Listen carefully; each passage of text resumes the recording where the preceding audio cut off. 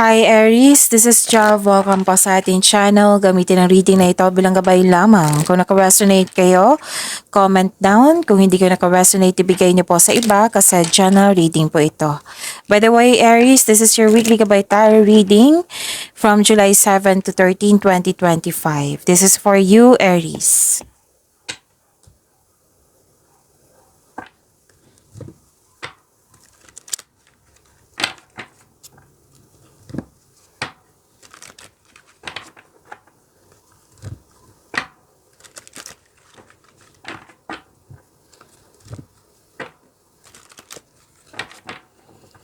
Para po ito sa iyo, Aries, for this week.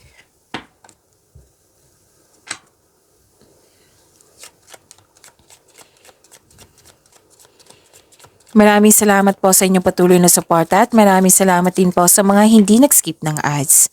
Sa mga hindi pa nag-subscribe, subscribe na po kayo at click bell notification para malaman nyo na may bago tayong video. Para sa mga gustong magpa-reading, comment po kayo ng personal reading. Again, comment kayo ng personal reading and check my reply sa comment section.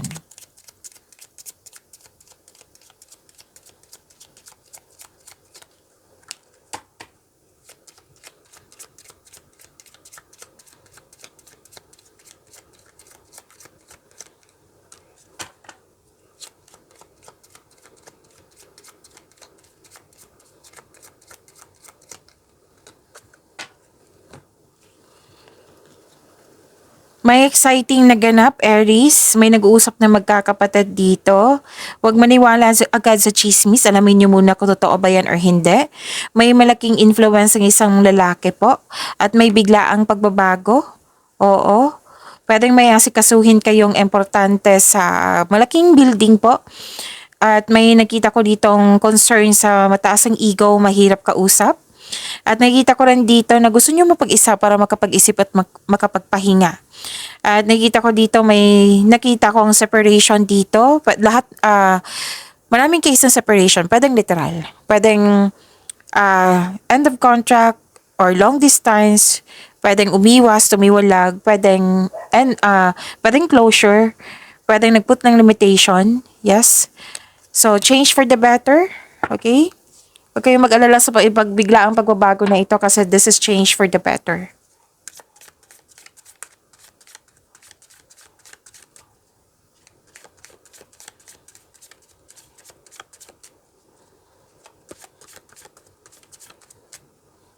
Energy po ni Aries. Ngayon, July 7 to 13, 2025.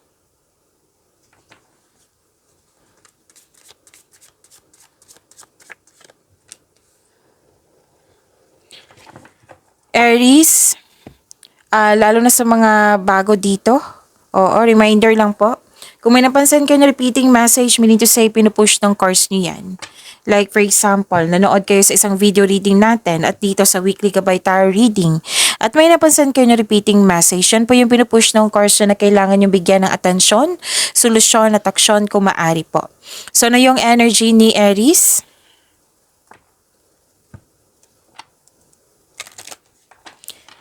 Pagsisiyasat sa sarili, pahinga, may nag-build ng structure dito, nagkaroon ng stability, nagkaramdam ka ng pagod, wala kang pahinga, stress, anxiety, pwede din na hindi maganda yung pakiramdam pero lalaban pa rin.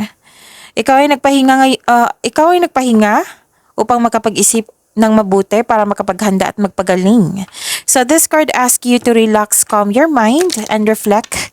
Sleep and meditation ay kailangan po. Ang pagpahinga po ay nakapagbigay ng increased productivity and a healthier mental state.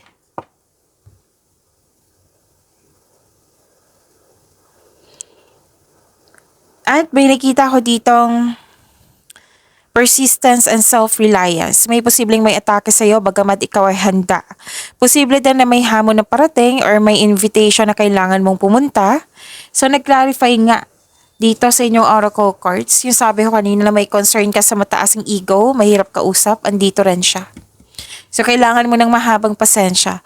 Nakaramdam ka ng pagod at handa ka ng sumuko Ngunit malapit ka na. Oo, pwede din malapit ka nang matapos sa mga ginagawa mo dyan.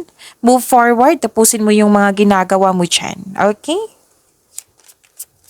So kung may hindi nagkaroon ng pagkakasundo dito, lalo na sa relasyon, subukang maglaan ng oras para magkayo'y mag-usap po. At gumawa ng adjustment para magkasundo kayo.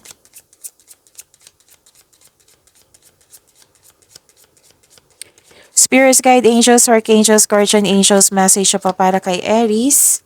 3636, change catalyst. Embrace endings as opportunities for new beginnings. Your future is bright.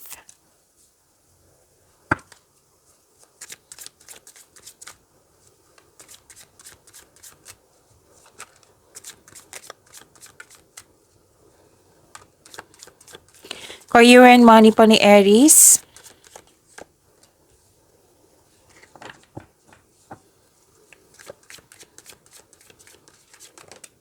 Okay, kunin ko to.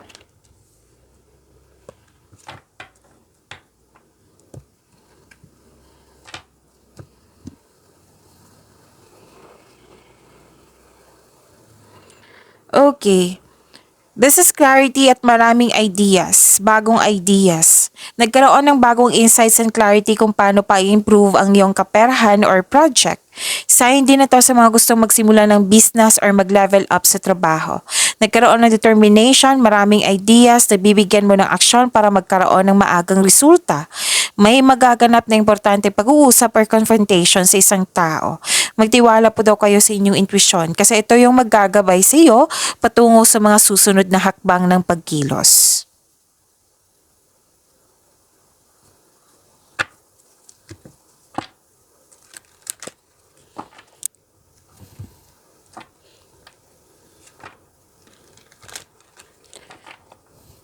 Okay, some of you pwedeng naging bored sa mga ginagawa dyan or dismayado sa current position mo ngayon.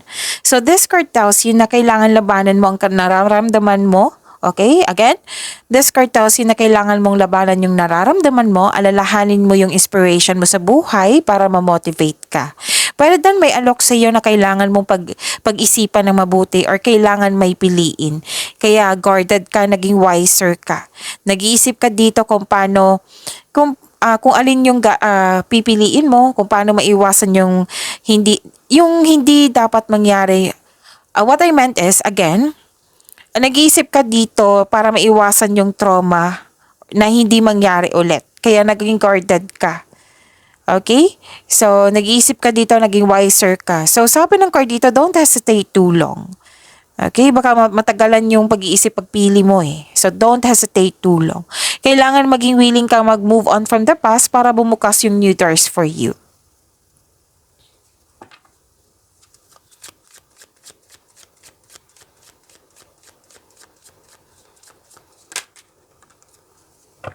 Transformation din. Okay, so this is transformation. Change is a natural order of things.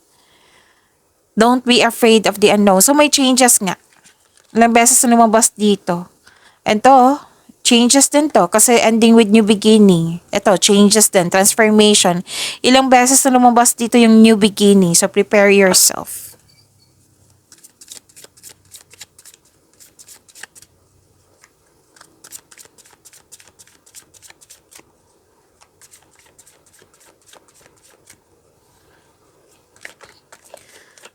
Love life, self-love, partnership, and romance ni Aries.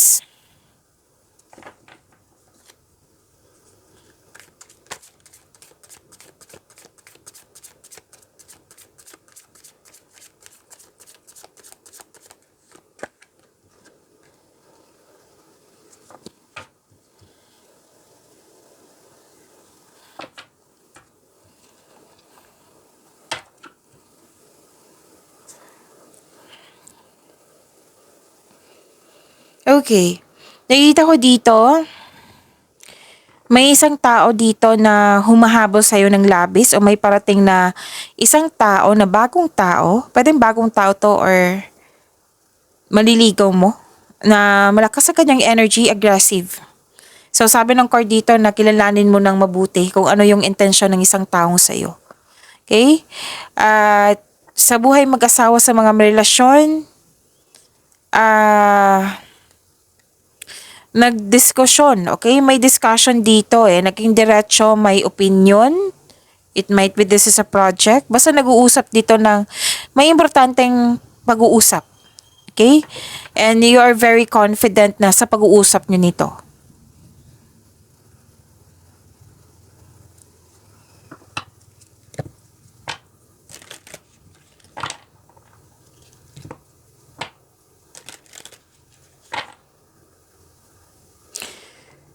Okay, may feeling trap or stuck sa isang relasyon. Nag-iisip umalis or pakawalan pero ayaw. May ganyan ako nakikita. And don't worry kasi may nakita naman ako ditong pag-uusap na you are very confident na magkaroon ng discussion na mag-usap kayo para magkaroon ng adjustment. Yan, para magkasundo kayo.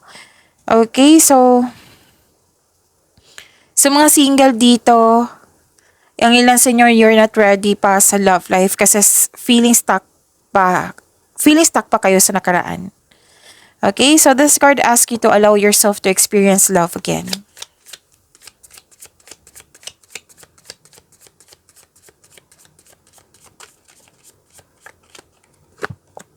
Imperfections. Love is a beautiful mess. Embrace its imperfections. Pag-imanin niyo po yung blessings sa binigay sa inyo. Aries, see you tomorrow. Maraming salamat po.